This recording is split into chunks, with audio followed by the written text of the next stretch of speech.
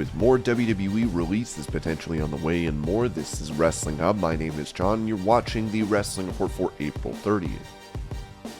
Before we get into the rest of the video, make sure you subscribe to Wrestling Hub and turn on all notifications to stay up to date with everything in the world of pro wrestling. Also, don't forget to follow us on Instagram at WrestlingHubOfficial and also follow us on Twitter at Wrestling_Hub.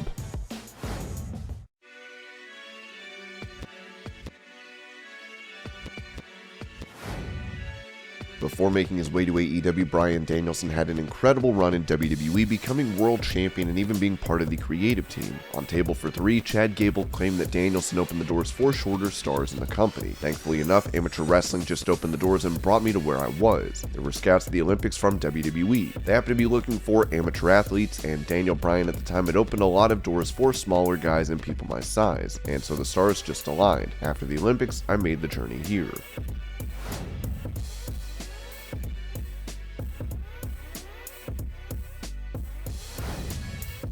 With him departing AEW in February, Cody Rhodes has made his way back to WWE as he's set for a rematch against Seth Rollins at WrestleMania Backlash. On After the Bell, Rhodes mentioned fans being angry with him leaving AEW, saying that company wouldn't exist without him. I did see a lot of, it was unique to see people burning my old AEW shirts, which was a trend for a few days on social. It felt like you were leaving a sports team. It didn't break my heart, but I do remember thinking, I thought it was odd because AEW doesn't exist without me. There are other people that need to be there for it to exist for sure, but I'm one of the people where AEW exist partially because of me. For there to be that strong of a reaction, damn. Saw the term sold out and thought, you have this, it's great. Rhodes would also note that he is at least partly to blame for the divide between WWE fans and AEW fans. I feel like that fan base, that divide that exists amongst all the different bubbles, if there was any negativity, well, I can put some of the blame on my shoulders. The last shows I had done before making this WWE return, I'm taking little fun pot shots and talking smack, which is what wrestlers do. I think sometimes the fans that attach themselves to those statements forget that we are in the realm of entertainment, but I added to that tribalism myself, so I can't necessarily get mad at it when I see it.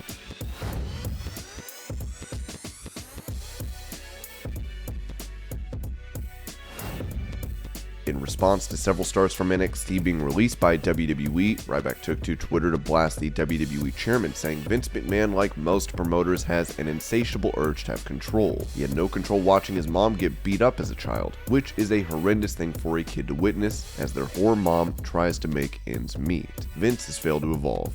You old man. It's so crazy how many people are okay with a psycho billionaire toying with innocent people's lives and whoring out a human circus, but can't stand the actual truth of that man's psychological weakness. 48 laws of power. Your clock is ticking, old man. You take nothing with you.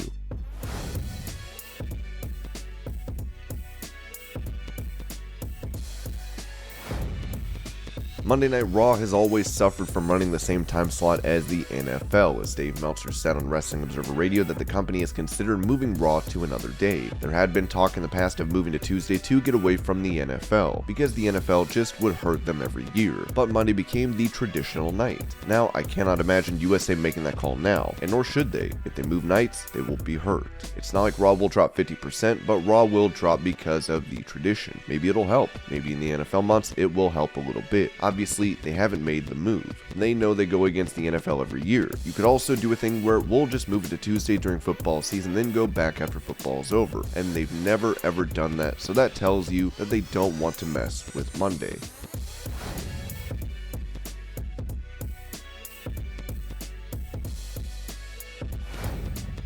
Before making his appearance in the 2018 Royal Rumble, Adam Cole told the Universal Wrestling Podcast that he was only informed that he'd be in that bout 24 hours prior. At 11 p.m. that night, I was told by Triple H, hey, you're in the Rumble tomorrow. I was expecting to go home that night. No one had told me anything. I had that match with Alistair, and I was told I am in the Rumble tomorrow. I was super excited, super elated that night. I had this similar feeling like, okay, I debuted in the NXT TakeOver in front of the diehard fans, but how will the audience be at the Rumble? Maybe they just watch Raw and SmackDown, maybe they're not going to care. But I was surprised by the reaction, like people were actually excited I was there. That was really, really cool. And I got to stand in the ring with Rey Mysterio, who was also a surprise entrant in the ring. Getting to stand in the ring with him was so cool. Of course, I'm thinking a million things. I was not in there for really long. That was still a well-placed debut in the Royal Rumble in Philly. I could not have asked for a better spot.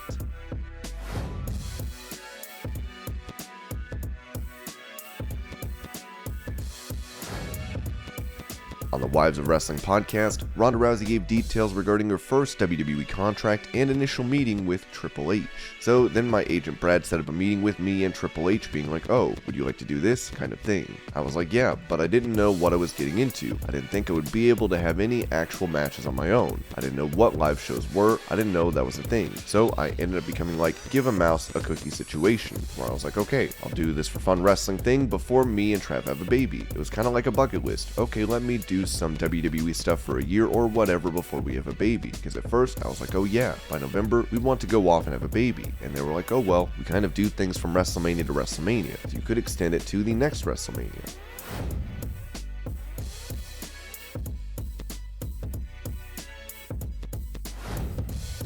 With her being released from WWE yesterday along with other NXT stars, Dakota Kai was apparently supposed to make her way to the main roster. On Wrestling Observer Radio, Meltzer noted that Vince McMahon scrapped those plans. In the case of Dakota Kai, I've been expecting that. When I heard about April 15th cuts, she was definitely on, in my mind, the list, because it's like there's nothing really more that they were going to do with her for NXT. She's been there too long. She's mid-30s, and they gave her the tryouts in the main roster. Vince said no. It's like, okay, once Vince says no, what are you there for? Know what I mean? I expected her, and I'm not shocked. I would think that she would not be surprised either, because she was there to be called on to the main roster months ago. She was doing the tryouts and everybody else got up, and for whatever reason, you can all speculate on what Vince sees and doesn't see in people, but whatever it was, he didn't see it in her. It's not her working, obviously, but he has ideas of what a star is and whatever. It's his judgment. You know what his judgment is. People know that going in.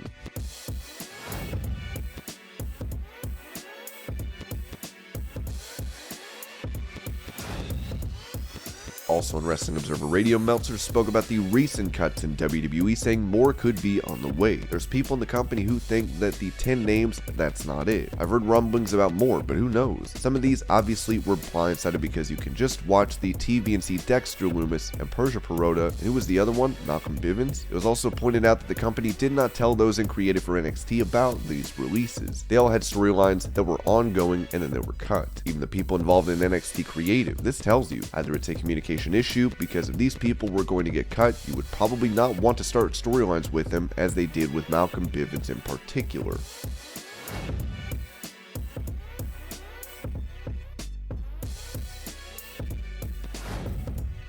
When it comes to future plans for the Undisputed Champion Roman Reigns, the Observer said that WWE could be saving his title bouts for a bigger stadium show. That's really interesting. That really weakens the card, because I thought the unification was the strongest thing they had on the card. Really, now, that would put Charlotte and Ronda. Roman and Drew, I guess, would then be to set up for the stadium pay-per-views then, which made sense to me. Maybe the Cardiff or maybe Vegas or whatever. So they basically are on this pay-per-view, basically throwing away this pay-per-view. That's what it is to me. If you do a single champion, then you're doing the pay-per-view without a title match. You're basically just saying, we don't see this pay-per-view as a big deal at all.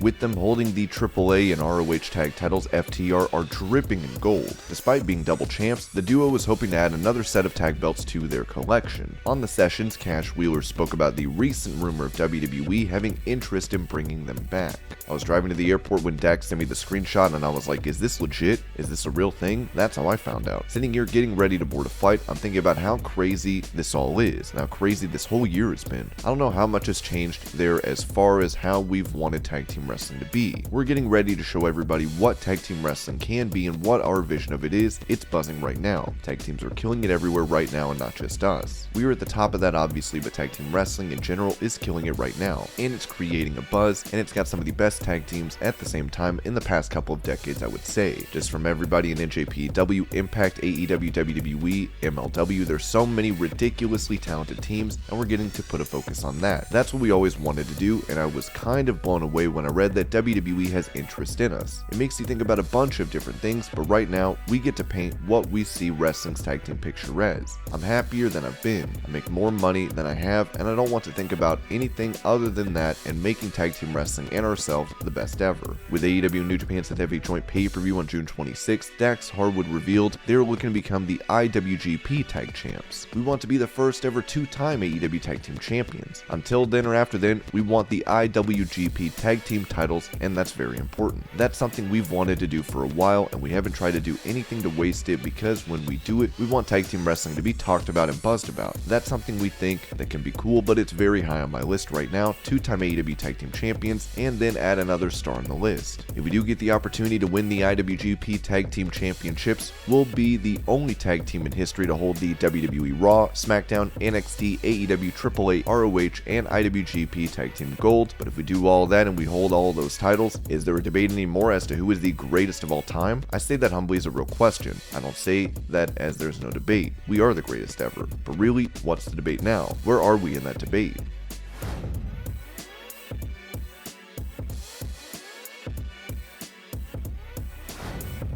Speaking recently to TMZ, Alexa Bliss was asked about the most embarrassing thing that has ever happened to her in the ring, to which Alexa replied that it was when her shorts were on backwards. This led to Mickie James having to inform her of such, as Bliss went backstage during the commercial break to fix her shorts. Alexa would then post pictures writing "my shorts on backwards," and the moment Mickie James realizes my shorts are on backwards, thanks for always having my back. And this was your Pro Wrestling News Update. I hope you're all having a great day. Thank you so much for watching, and I'll see you later.